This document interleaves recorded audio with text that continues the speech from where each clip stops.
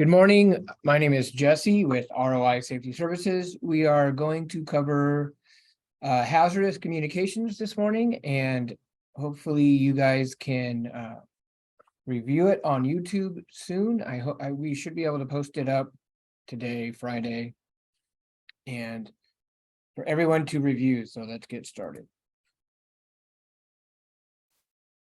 So hazardous communications, this is a fairly updated program that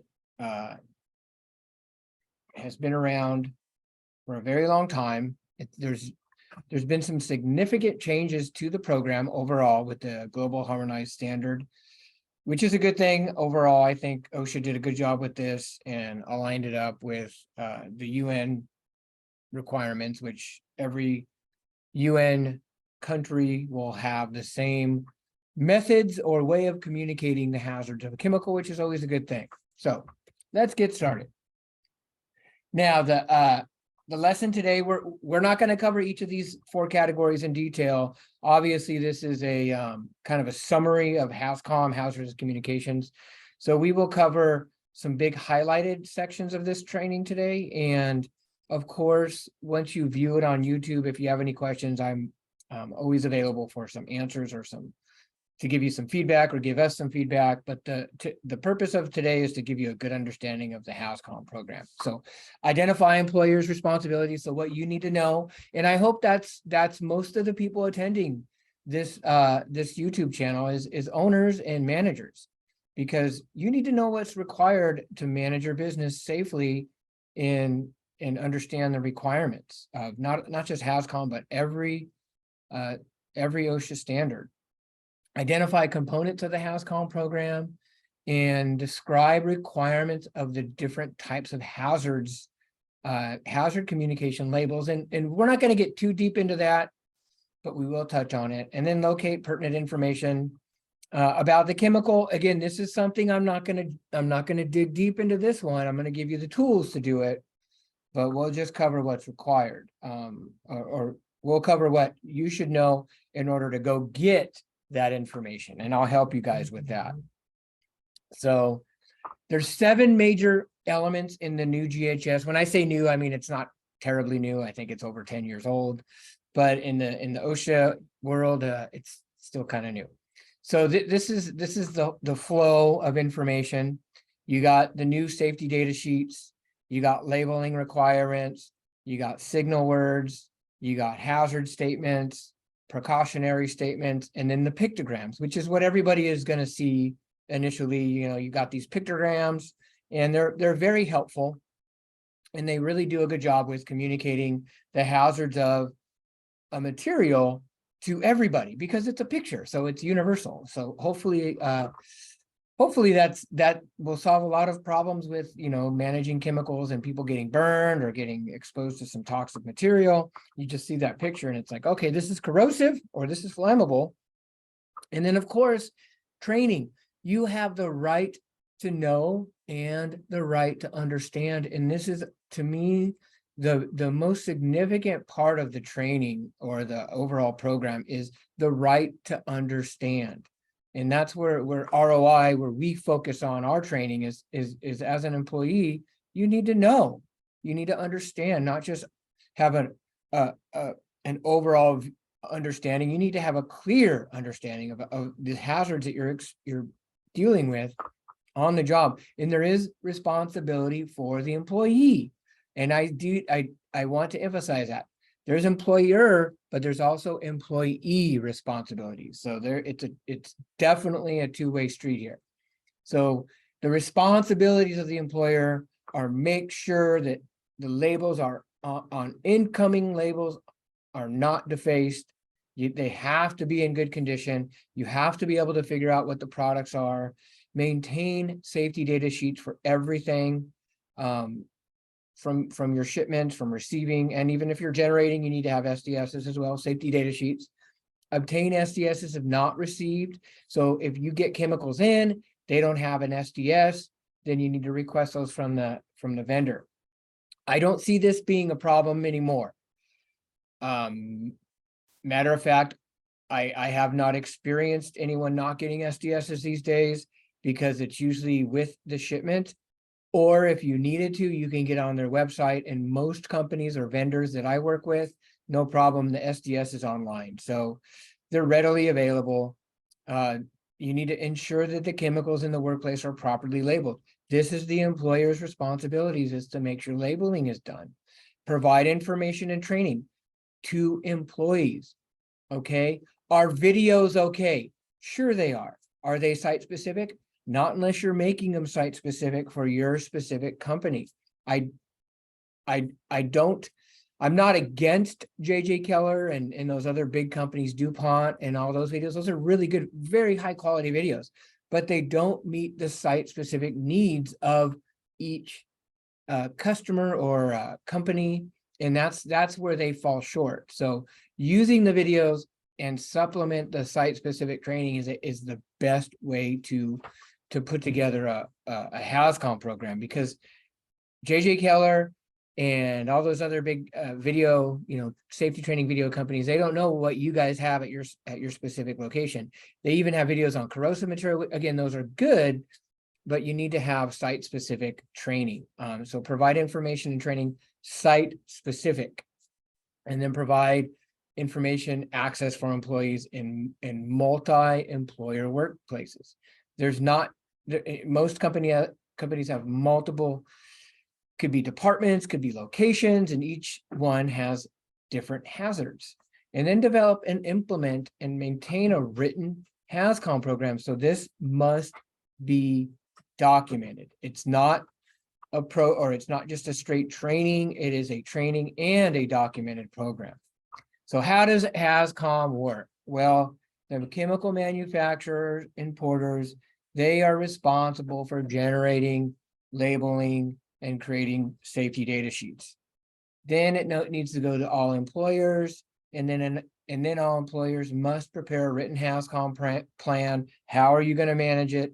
How are you going to do training? What chemicals you have? And then the employers must ensure all containers are labeled, that all chemicals have safety data sheets, and they must be readily available. Now, what does that mean? Does that mean you have to have a 5-inch binder in the warehouse? It could be. It depends on how you guys want to do it. It doesn't necessarily need to be that way. I don't like doing it that way, but if it works for you, then keep doing it. I think the best way to do it is manage everything online on some kind of database. And then workers are trained on the program, and they should be trained. I recommend to train everybody annually, but it does say you should train them when there's a change in the program, which, let's be honest, there's probably not going to be a whole lot of changes in most programs. But I still think having regular, consistent annual training is the way to keep everything in the front of everyone's mind in terms of safety.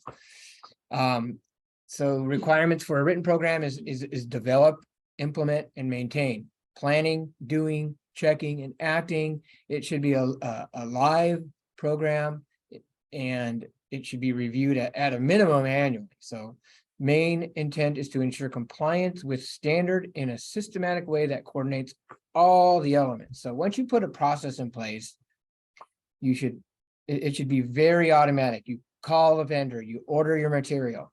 They could either send you an SDS initially up front, or attach it to the pallet, or however you're getting the product. That's what most companies do.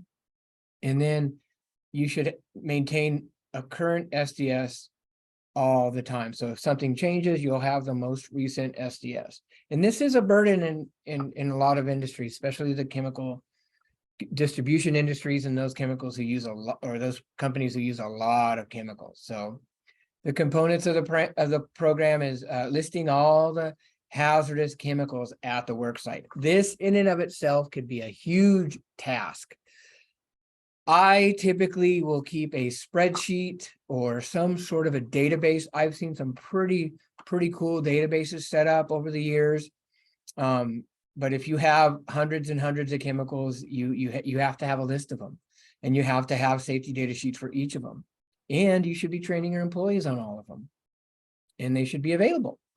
Labeling, of chemicals is crucial. Every container must be labeled. Secondary containment, there's a little bit more gray area, but everybody should be labeling every container that they have chemicals in. And I'll explain that to you further. I'll even show some pictures. Now, here is some additional information on the program with product identifier, the name, common name, same as use of the SDS as on the label. Inventory of chemicals employers must have available on site.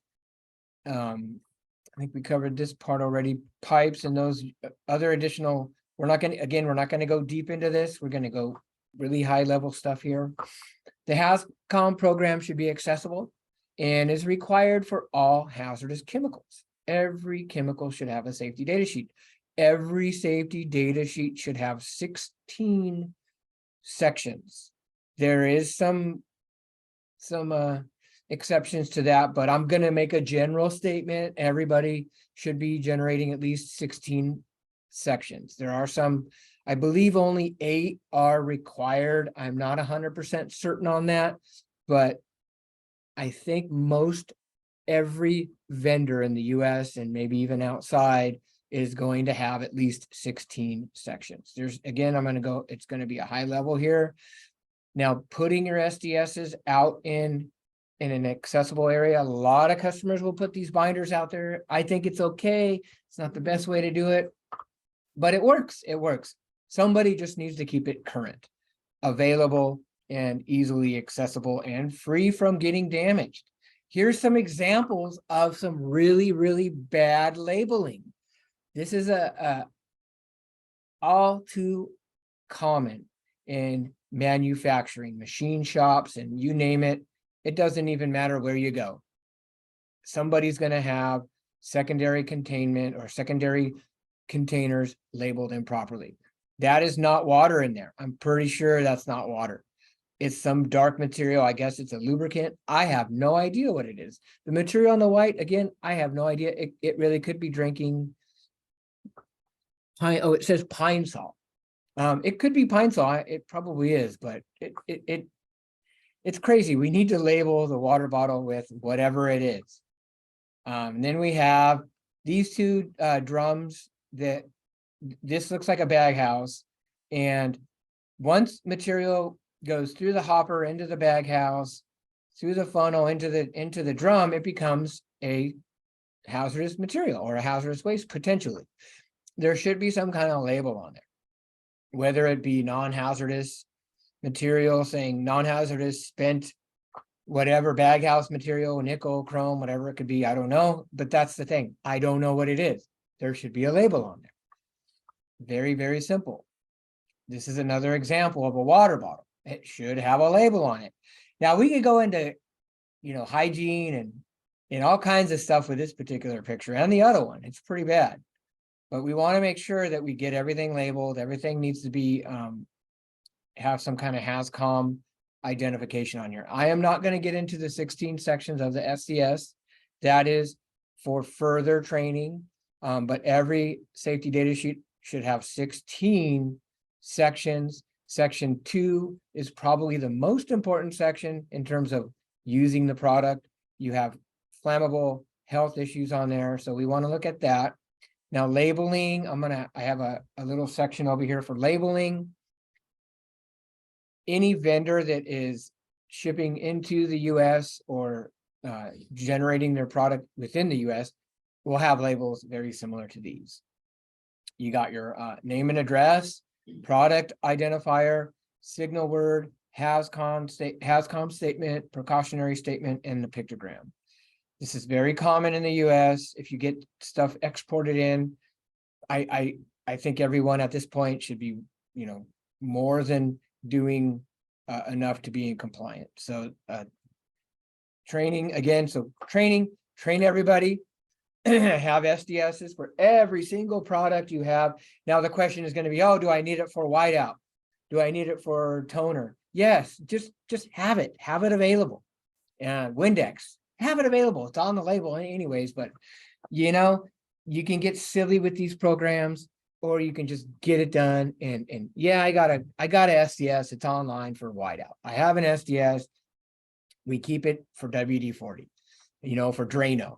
Just put the SDS in a folder on your network or something like that. Can you argue with the OSHA inspector? Go ahead. You can argue all day long, but why? Just get it done. Just get the SDS, put it on file, and keep it current. Train your employees, label your product, and you should be okay. You don't want to create any problems that don't need to be created. You have different kinds of labeling systems. You got NFPA, HMIS. There's DOT labeling requirements, which DOT does not have any authority over the internal labeling process. Here's another example of a good label. And these are some, this is a really good label. You got a pictogram, telephone number, and various other things on here that most companies should be more than compliant with this. These are the pictograms. And then you got the different types of pictograms. Again, this is a high level overview of this program. You definitely need to do site specific training on how to read these and then how to implement the program. So you got NFPA, you got various other types of communication. These are the different categories. And this is another HMIS, typically used up in Canada. Again, they're going over the different 4 categories here. And then you got DOT requirements, which we're not going to cover here. These are in transit. So there's lots of information available, but being in compliant with HazCom is fairly simple if you just follow the simple rule. Request from the vendor. When SDS, make sure you keep it on file, keep it current, and then make sure that everything is labeled properly. And then I think that is it. Well, I appreciate you watching our video or our YouTube channel, and I hope you will join us next week at 10 a.m. on Friday, 10 a.m. Pacific Standard Time. We will do a new topic every week. I am open to suggestions. This week was HazCom.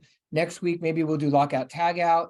I hope to have some interviews in the next coming couple weeks or months. I did reach out to some folks I'd be interested in interviewing, maybe a workers' comp attorney or an HR person. But we'll see what happens. But I appreciate it. You guys have a wonderful week, and I thank you for your time.